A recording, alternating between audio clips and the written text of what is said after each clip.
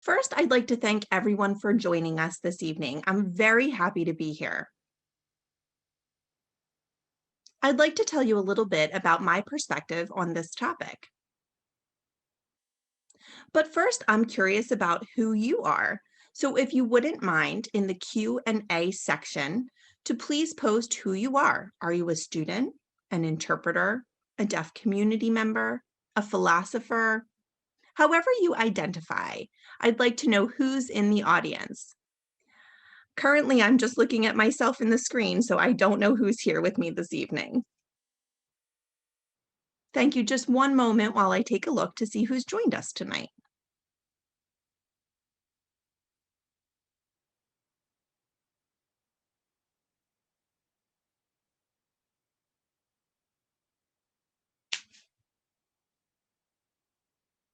We have so many students with us this evening. This is wonderful.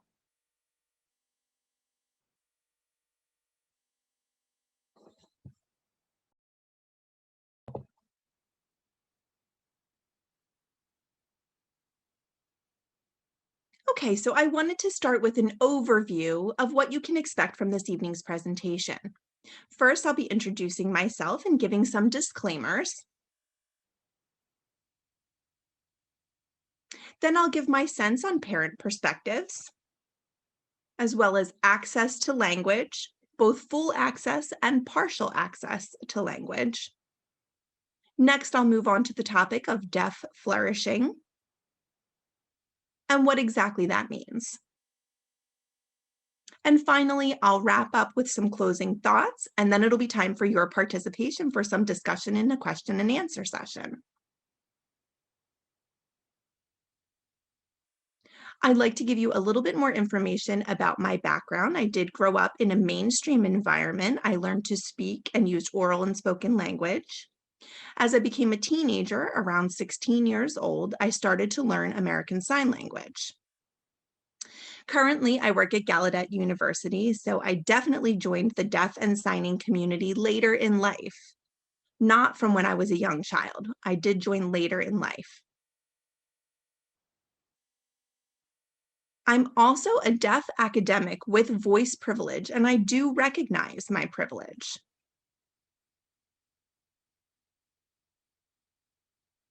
When making a decision on which language to use for a presentation is often an ethical choice.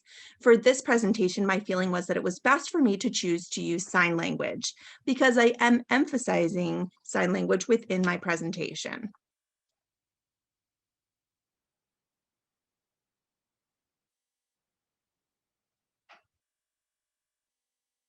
There are always some conflicts of interest that may occur when giving a presentation. So in the spirit of transparency, I just want you to know that there is no financial interest for me in this presentation, but there are other interests, of course. I am a deaf person, and I do have unique experiences within this community, and I cherish this community. So that is the lens from which I do my presentation. For this particular event, I will not be talking about the ethics of cochlear implants. I'll take an agnostic approach to cochlear implants. And certainly that can be discussed at another time, but at this point, I'm going to focus on the topic of language access. Finally, I come to this through a philosopher and bioethicist lens. I want to give you a new and novel type of argument.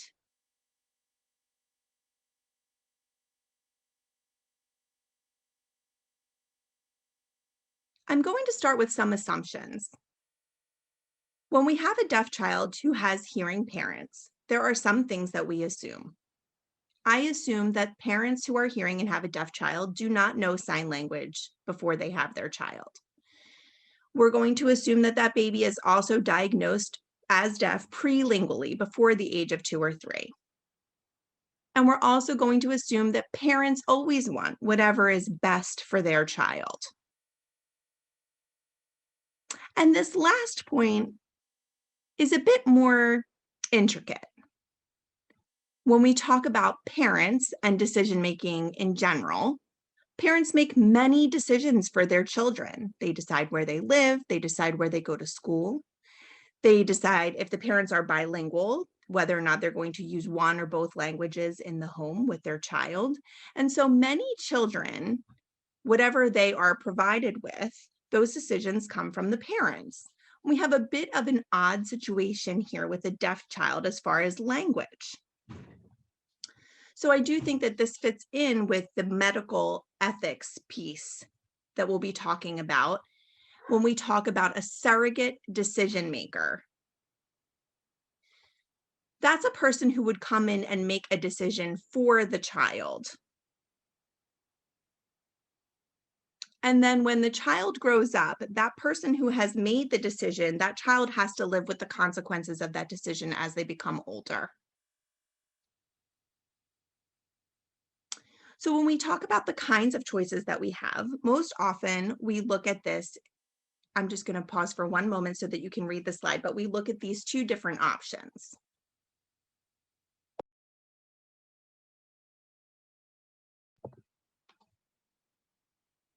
One option is spoken language. Here in the United States, that would likely be English, both receptively and expressively. That would be listening and spoken language.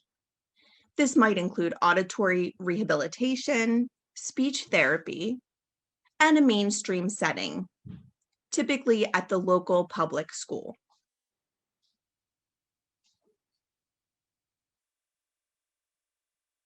Another option might be to utilize assigned language, both expressively and receptively.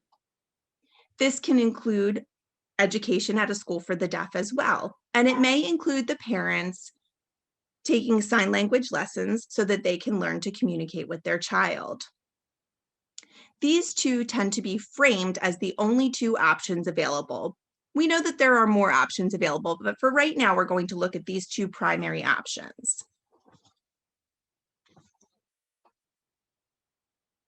Now I want to frame this a bit differently when we look at language specifically.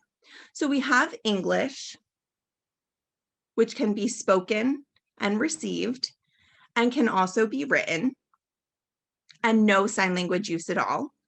And then we have American Sign Language, where we use written English, and maybe, depending on what school the child attends, some type of written ASL, although that's not often a part of what a child learns, and no spoken language included.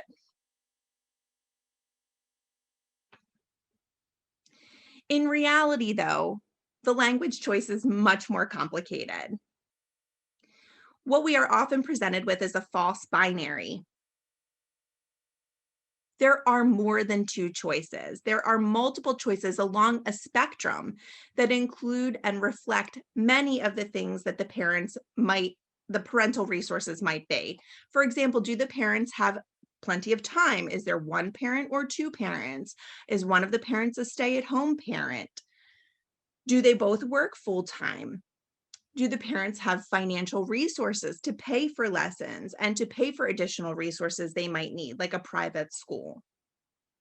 In what location does the family live? Some states may have a very strong signing program, and other states may have a stronger oral program. Also, what type of access to information do the parents have in regards to all of the different options that are available for their child?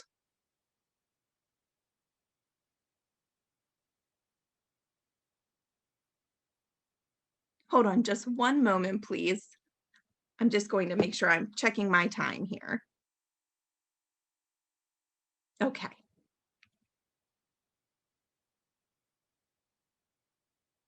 With Zoom, you can't always see the time on your computer, so I just needed to do a time check there. I wanted to introduce this concept, the concept of the goods of childhood.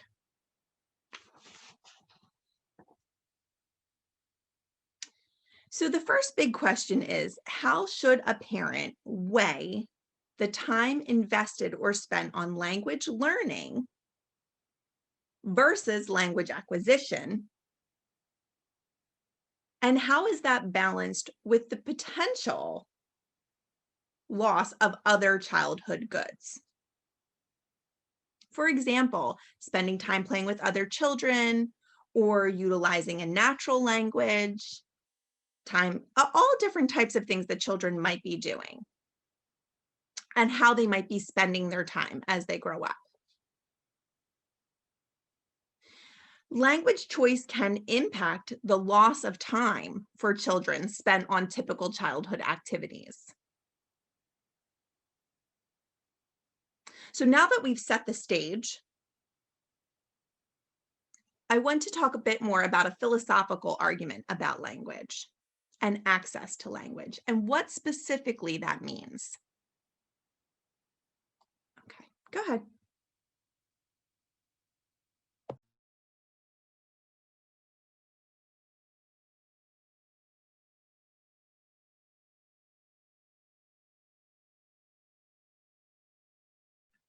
First, I want to introduce this concept of minimal strain to obtain the word. And that's particularly, we're talking about bi-signaling words. That gives a person a moment to take in the language, the words, without that struggle to understand language as they're receiving it. Number two is they don't need to spend a lot of time trying to decode the word, trying to understand the language. So if there's a sentence with several words, there might be a word in the middle that someone might struggle to guess at or to infer its meaning. And it can take some time to figure out that missing word, that missing signal. So that takes time and energy. Now, sometimes you think you've guessed that word correctly. You think you're understanding the sentence. But then later in the communication, you realize that back somewhere there was a disconnect, and you have to backtrack to correct that mistake, to figure out where your error was. All of this takes quite a lot of cognitive effort, a lot of cognitive responsibility on that listener. And finally, it's your ability to understand, to comprehend the other native language user. So all four of these pieces are important for you to have full access to language. Now, here's what's different when there's partial access to language. In partial access to language, that signal is incomplete. You're missing pieces of information, and there's an internal struggle to figure out exactly what it is you've missed. It might just be one word that was missed, but it's possible that that word was no, and that completely changes the meaning of that sentence. That causes you to back up again to try to figure out where you went wrong, where was the error, and to fix it moving forward in the communication. So there's a lot more effort. You're working much harder. It's not the same experience as a native language user. It's a very different internal experience.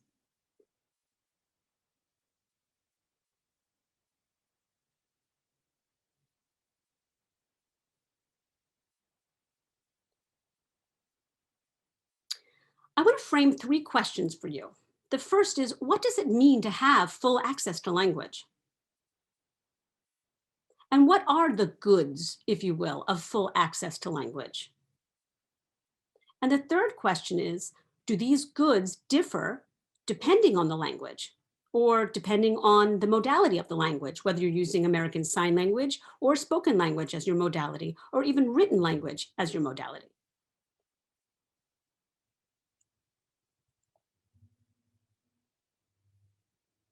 With full access to language, I make these assumptions that your language was acquired as opposed to have been taught. It is possible that language was taught and acquired along the same time, but I make the assumption that it was in fact acquired.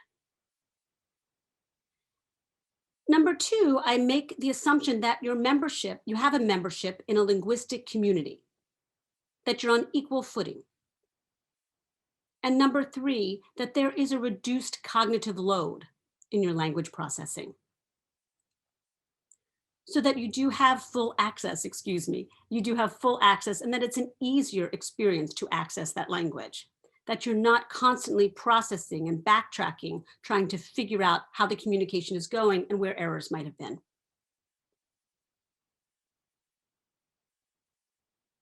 I'm juggling several things at the same time, so excuse me. Zoom world, so much fun.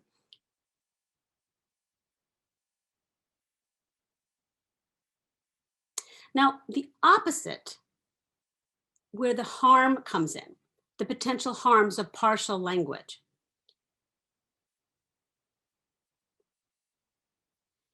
is when you're adding that additional effort to figure out that language learning. You're working harder. It's more of an internal struggle.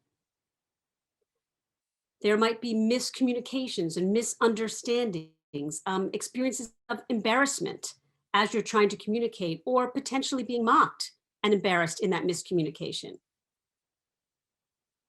There might be a lack of comprehension, and that experience might make you feel very different than your peers.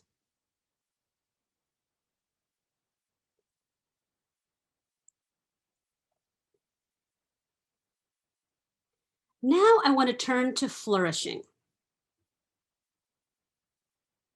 And I want to start off with a little bit of philosophy. In philosophy, flourishing has many points of view. So I want to try to keep it simple. I'm going to try to keep it simple. I want you to think of this in some ways as finding a way to meet your best self. Sometimes philosophers will talk about well-being. And there are many different perspectives about well-being as well, about what gives you that sense of having a good life, of flourishing, of pleasure. What makes you experience life in that way? To enjoy your life. And there are other possibilities as well. It might be about what you desire, what your wants are. So there are a list of many things that you might want or desire in your life. But it's also possible that there's a connection to some type of list that's not always for you, but it's just a list in general that applies to all people, all people's objectives, for example, objectives that you need in order to be able to flourish in your life. One thing I've noticed as I've read about different philosophies regarding flourishing is there isn't a lot of discussion about language. They talk about language in that list of flourishing. You don't see it. As I look for it, it's not there in their conversations about flourishing. Now, deaf people will find that interesting because this is our lived experience, how we value our language. That language is key to our sense of who we are. And if we did not have access to language, well, that would be a tremendous barrier to our flourishing. So I want to frame flourishing now with the language background piece.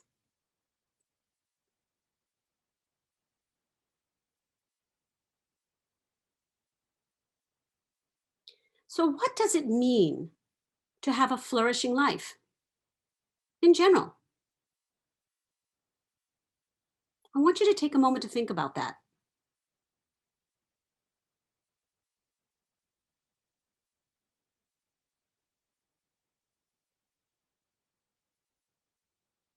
And what does it mean? What does it mean to have a flourishing deaf life? Sometimes when you think about flourishing, it means that you have things, we think, or that you have privilege and opportunity or resources. And sometimes there are other perspectives of parents, parents who might have a young child who is born deaf. And what is their sense of hope for that child? What are their wishes for the flourished life of their own child?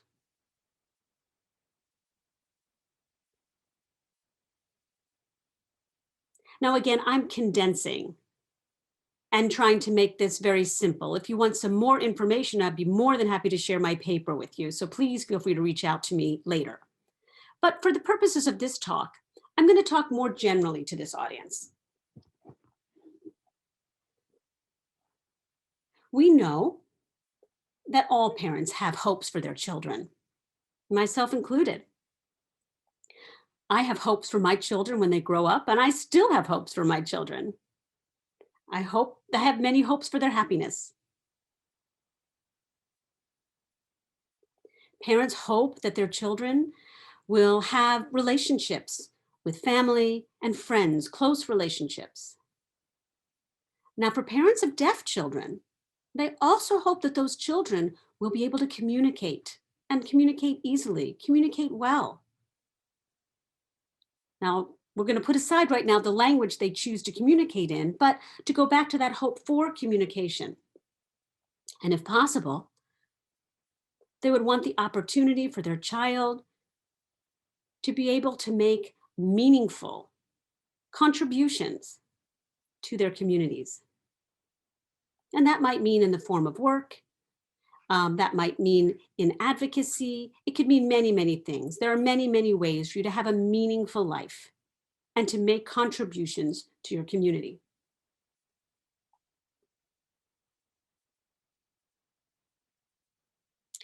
So now on the other side, we were talking about the parents with a deaf child and what they might imagine for that child. So now I want you to imagine for the child, as the child grows up and becomes an adult, what do they imagine for themselves? It would probably be very similar to the list we talked about earlier. They would wish to be happy. They would want to have meaningful relationships. They would want to be able to make meaningful contributions to their communities. Things that they value and find important. And they would probably want to be able to communicate easily. They would be able to communicate easily with many people. So I want you to remember that word I threw in there, to be able to communicate with some people, not all people, but with some people. They would want to be able to communicate. But what's important is really to recognize for all of us that we all have languages that we know and languages that we don't know. So it's not only deaf people who have this experience of sometimes not being able to communicate in a certain language, finding themselves having to struggle to figure out how to communicate with another person. If you decided to travel to another country where people used a different language, you would have a similar experience of trying to engage, of that awkward feeling of trying to communicate. So again, I know that I'm oversimplifying this today. And of course, those hopes for those deaf adults would defer to the individual, but I'm speaking generally again, just generally.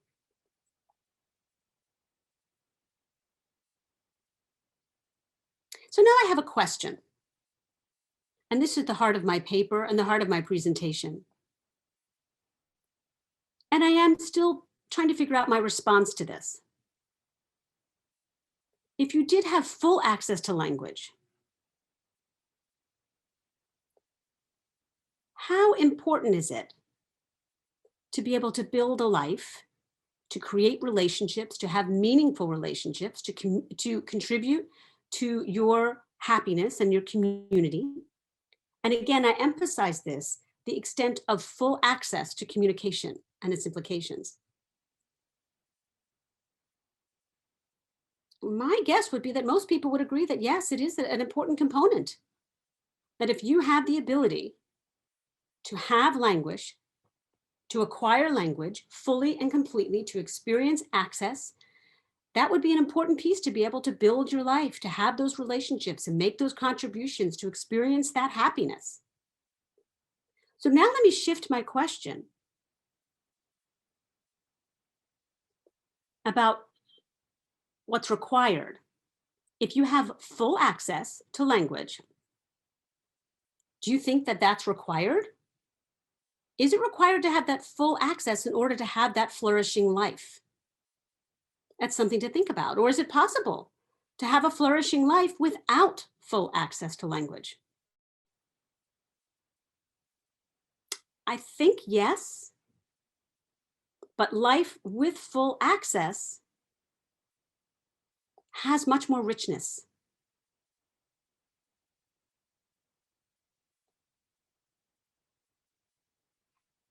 So now we add this naturally acquired language, sign language, for that deaf child's life. Now, this is an addition, and it's in no way against spoken language. It's no way against any medical interventions of any kind. It's just an added piece that I'm putting out there. The possibility of adding this to that deaf child's world, a signing language,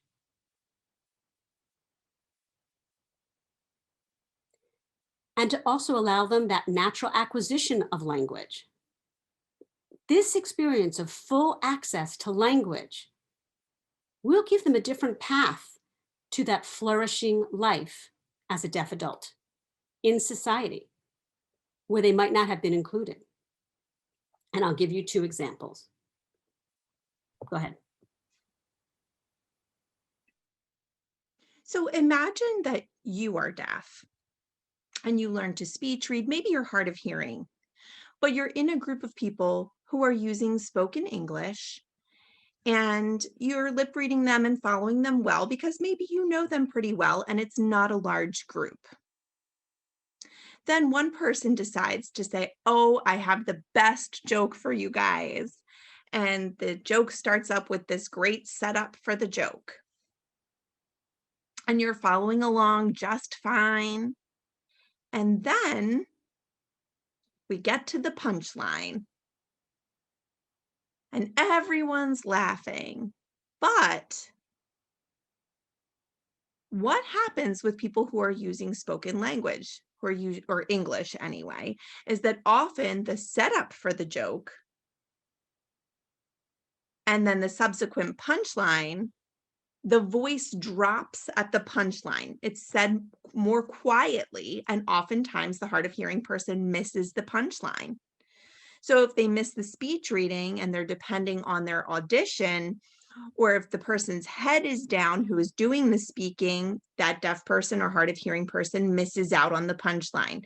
That's a simple example, but it's just one of many examples that I could give when the person without access to a sign language experiences exclusion because they don't have full access to language.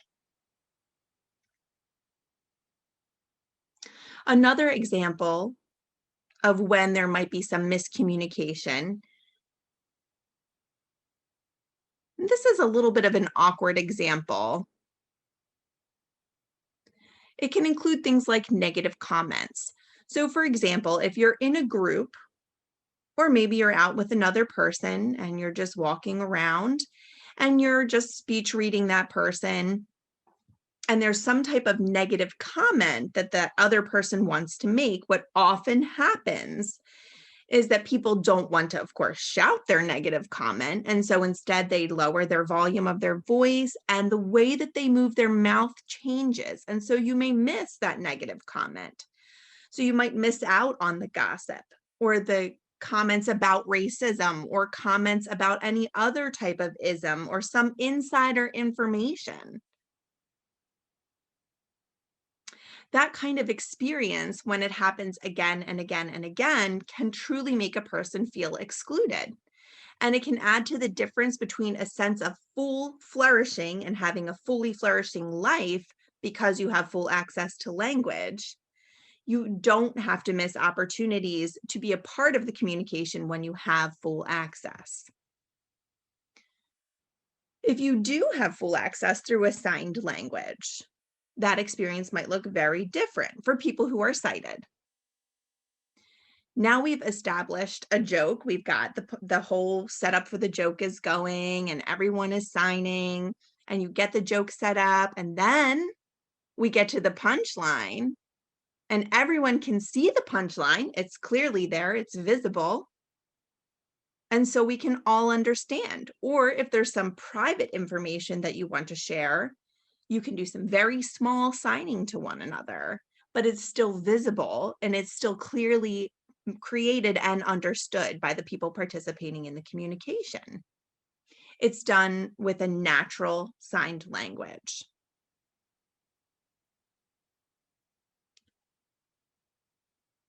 I am not against spoken language in any way, but there are opportunities for deaf and hard of hearing people that are missed if they solely rely on a spoken language and therefore only have partial access to language. And because of the cognitive impacts and demands of only having partial access to a language, they're constantly struggling to figure out what is happening in a conversation. And I think it's about time for me to wrap up. So let me just take a look here.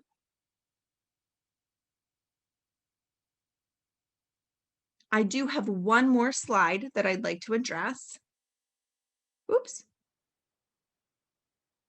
Well, it seems like that slide is missing, so I'll just go ahead and tell you what was on that slide. For parents, when they're trying to determine how to give their children the best opportunities possible in life, the best life possible for their child, and to help their child to develop a flourishing life, I do think it's critical that we think not only of how we can best fit their life as parents, but also what it will mean for their child's life as that child becomes an adult. And will that child have a sense of full access and being fully included within a community? It's hard to feel fully included when you don't always have the ability to have full access to language. Having partial access to language isn't a negative per se, but it is a struggle. It is more work. And it may not be enough for that sense of a fully flourishing life. So with that, I'll wrap up my presentation. I'm very curious if you have any questions or comments, or if there's anything in particular you'd like me to discuss. I would like to thank you for the invitation for this event this evening. And I hope that I gave you some food for thought.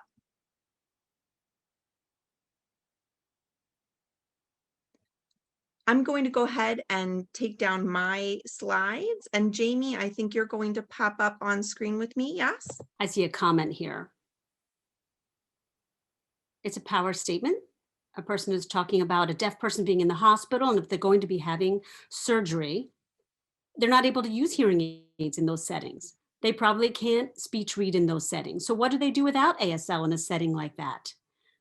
If they're not able to use a sign language interpreter, what are their options? There are so many examples of these critical life moments when they are presented without language. Yes, that's absolutely true.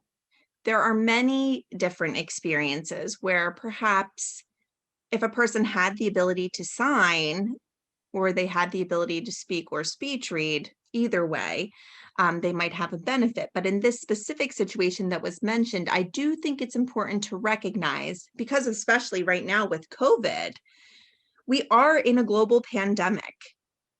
So with the pandemic, we have the addition of masks, that really and truly limits speech reading. And it's a very, very stressful time for our community. I do find myself feeling a tremendous amount of stress when I go out. I don't go out often, but when I do, I have an additional level of stress because I'm thinking if I see someone and they have a mask, I have my hearing aids, maybe I can hear something that they're saying. If there's someone behind me, I won't know that they're talking to me.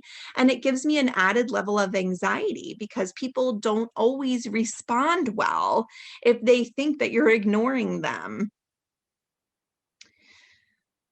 With our sense of heightened anxiety at this time for all people in general, everyone's at an added level of stress. And I think it could share with you that there was a group of us who work together who are developing some guidelines specifically for medical communication in regards to COVID-19 in the hospital, in clinics, and how best to communicate with deaf and hard of hearing people in those settings during this time. We did create guidelines specifically for deaf and hard of hearing individuals. We also have additional guidelines for the healthcare providers, the doctors and nurses who are working in the hospitals or the clinics. So we did provide guidelines for both sets of people in those interactions. one of the recommendations was that if people have the ability to read in a specific language on an app, say their phone, that they could use a translation app. But we all know that that's not always appropriate or effective. And that not only, for example, like right now, I'm currently in New Mexico, the state of New Mexico, and I'm working on a COVID bioethics task force. And so I'm providing advice and consultation around this issue. And we have had some significant challenges, for example, with internet access within hospitals. It depends on where you are in the hospital. Sometimes the reception or the signal is not good in certain zones of the hospital, and there's not reception available to utilize the internet. So also people who utilize other languages are not included. And so the at this point in time, communication access has become critical, even more so, and we're trying to figure out what the best options are. When we're talking about this in relation to children, the best option seems to be to give them access to more than one language, for people in general, honestly, but specifically for deaf children, to give them access to both languages.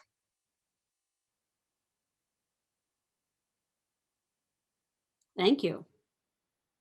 Oh, I have to tell you, there are so many more questions. Okay, that's great. That's great.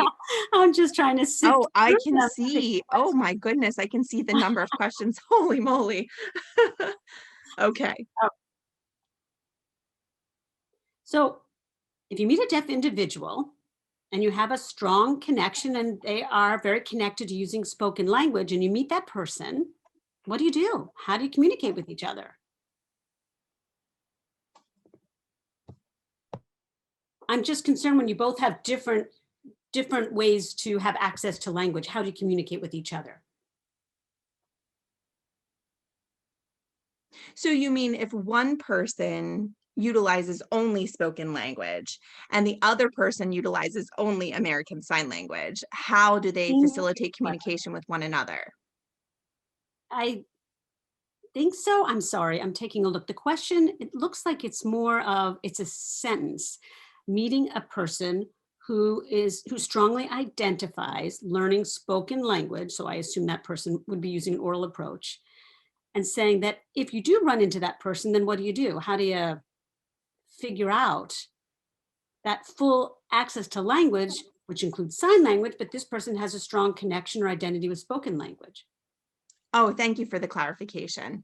So I do believe that it's possible to have a relationship with a person who's using spoken language only and lip reading. Of course, absolutely. The point of my argument this evening is about the difference of experience between having full access to a language and having partial access to a language.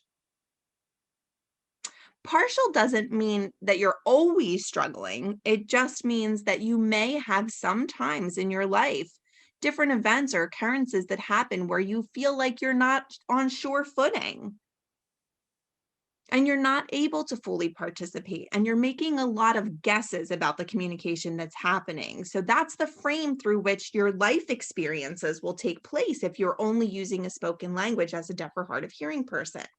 Remember at the beginning, I did include both spoken languages and sign languages and written language as well. For myself, I grew up without using sign language. My full access to language was written. That's how I had access to language. My mother is a librarian, and so she would read to me all the time. And she would always make sure that I was reading her lips, and she would point to the words and then make me look at her mouth. And so I was able to acquire language in that way. And again, I was hard of hearing, so I was able to acquire language that way. My favorite language modality is still writing. For sure, it's still writing. I think it always will be. But when I'm in a face-to-face interaction, we could text back and forth to one another in writing. But to be able to see someone's expressions and to have a connection and a rapport with them, written language doesn't necessarily satisfy me for that. That sense of partial access maybe a person who identifies strongly with spoken language, that person might, this might be a metaphor. They might use a metaphor of using written language as full access to language. Do you want to switch? Okay. It looks like we have a question from a parent. Do you think it's the responsibility of early intervention and early start programs to provide children with ASL instruction? My daughter used SEE in kindergarten, C. She was not able to use a sign language interpreter because she did not have access or exposure to ASL. So it was a real struggle for her. We had to switch to online learning because she didn't have enough ASL. She did take those classes, but she wasn't proficient in American Sign Language. Oh, wow. First, during COVID, learning for children, for all children, and especially deaf children, is extremely difficult. And I applaud you for persisting and for recognizing the tremendous challenge that you're currently facing. I also think, yes, for my proposal to happen,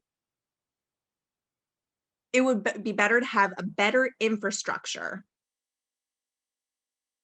meaning that we'd have programming for children and their families. We would include parents, siblings, etc., that they would have exposure to assigned language. So I don't want to get too deep into the discussion about all of the statistics from a philosopher and ethicist perspective. When I try to make an ethical argument, that statistician piece is in me about, the benefits of bilingualism and how children can benefit if they do have a bilingual and bimodal approach or experience in their learning of language, and that is something they're capable of for sure. But for all of that to happen, we have to have adequate resources. And so that's part of my earliest point about parents and their ability to have access to resources, because not all parents come from the same situation. They don't all have access to the same resources, of course. And I don't want to shame anyone, of course. What I want to do is recognize that there are challenges, differing challenges for all parents. Hearing parents who find out that they have a deaf child, and then they have to figure out what to do. And this is not an easy process. And just to add to the mix of issues, something to think about when you think about the experience of full access to a language. Hearing parents have had that experience in their lives.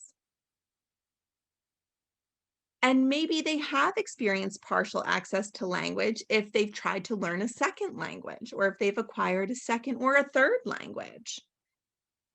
But that sense of comparison about what does it feel like to have full access to a language, and what does it feel like when you're trying to learn a second language, and then to put yourself in your child's shoes so you can understand what having full access to a language will make their life look like.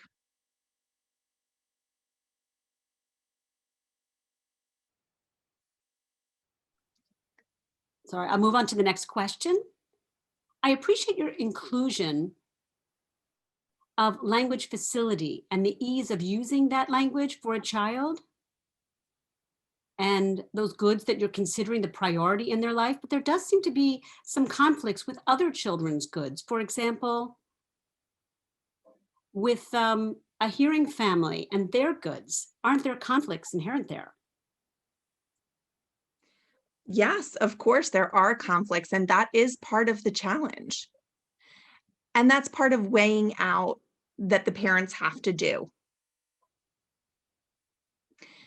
especially at that point in time. Now, how they have a young baby, it's dependent upon their resources, it's dependent upon their needs. Maybe there are other siblings who need their attention as well. And all of those pieces come together, and those parents have to figure out what they're going to do now that they have a child who is deaf. But then the baby grows up and becomes a child and eventually becomes an adult. So when we look at that child as a deaf adult, if we can look into the future, what that deaf adult is going to need. So if we can look past what the child needs at this point in time as a baby, those needs are going to change. And it does seem to me, it seems to me that providing full access to a language is a critical ethical part of the life of a deaf child who then becomes a deaf adult. And I recognize that there are conflicts and there are challenges.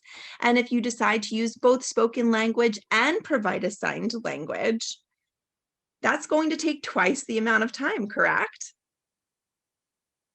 So maybe you're going to have to drive more to different appointments. You're going to have to bring your child to a bilingual school, which might not be as close as your local school, but at least there they're getting access to maybe auditory verbal therapy, and they're also getting access to signed instruction as well. So the choices are not easy, but I always want to add that there's the possibility of providing full access to a language. And I think that that truly makes a difference later in life when that child becomes a deaf adult. When they're reading, when parents are reading, well, when the child is learning and figuring out who they are, there will be more opportunities for them to feel connected within a community that they share a full language with. And of course, I will be honest, I am connected with both. I live in two places, and in both places, I do have bilingual access. Here in New Mexico, I utilize Spanish and English. And when I'm at Gallaudet, I use American Sign Language and English. And I love the sense of having two languages that I can use in both places. My access to English is partial, but my access to Spanish is also more partial because it wasn't my first language. My family did speak it. I had friends who spoke Spanish as well, but I don't have all or a full and complete understanding of Spanish. My time as a child was more focused on learning to speech read English. Another question I see here, your model, your argument, when you talk about language, spoken language and American Sign Language, what is the role do you think of cued speech in this argument? Do you believe that cued speech can make spoken language fully visible? Can it be fully accessible? Do you believe that spoken language can rely on cued speech and give that deaf person a full L1, a full first language? Why or why not? That's a wonderful question. I don't know, but my sense is, and I do have friends who are very proficient in utilizing cued speech, they're in the cued speech community. And so again, I don't know myself, but I know that when they use cued speech with each other, that is one argument to full access to spoken language. Now,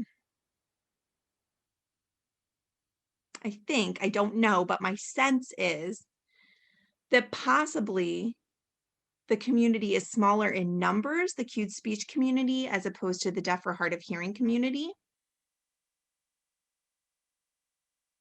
I don't know if it's as rich or as robust a community as the American Sign Language deaf community. But for the purposes of full access, it does seem like that's one possibility or option that could be considered. I thank you. Actually, I really appreciate that point. Thank you. I think we have time for one, maybe two more questions. And I'm trying to choose some questions so I can put a whole bunch in one. Let's see here. So generally, there's a lot of interest out there about how we can encourage those hearing parents with deaf children to give their children access to ASL and to learn ASL on their own, and then how to support those families to advocate for their children in those academic settings and that access to language, like an LRE, specifically for students who might be profoundly deaf. When we talk about a least restrictive environment, an LRE, that's what you mean, right? Yes, It does say LRE. I'm pretty sure at the last part there, they were saying basically this one person is asking, how can I or how can we support these families, advocate for these children if the children are not fully deaf? They might have some access to hearing. They might be struggling in that academic setting to reach full access. And so, how do we support those families and give them that full access in their L1? So if you ask me as a community member, I think it's important for all people in the deaf community to welcome and include those families. One concern that happens some of the time is that parents might be curious and may try to come to a deaf event or be a part of the community, but they don't know how or they're a little afraid. And so that's part of the responsibility of those members of the community to respond and recognize and to approach those families who are making the effort to come out and join the community. When we talk specifically about LRE, least restrictive environment, I think that conversation gets more complicated. Depending on the school and the resources that the school has available and the kind of knowledge that the school administration has, what parents can do for advocacy, one of my suggestions would be if you are able to partner with a deaf community member, that's one way to figure out how to get some advocacy from the deaf community, someone who can help you to figure out what requests to make and what specific things your child might need. I can't give a full response, but it really depends on each specific situation, but that's one idea. Oh, also, I would like to call out all of our deaf community members because I do think that we need to be welcoming. We have young deaf children and their families, their parents who are hearing, who are curious, and we need to be welcoming. We need to figure out ways to interact with those families so that those children can learn sign language. Yes. So, one last question. There's a lot of information in here, but there's one person who says, well, that topic of that voice privilege, that's new to me. I hadn't heard that privilege before. That type of privilege feels a little bit negative or looked down on. Does that happen? Is there a voice privilege? This is coming from the deaf community.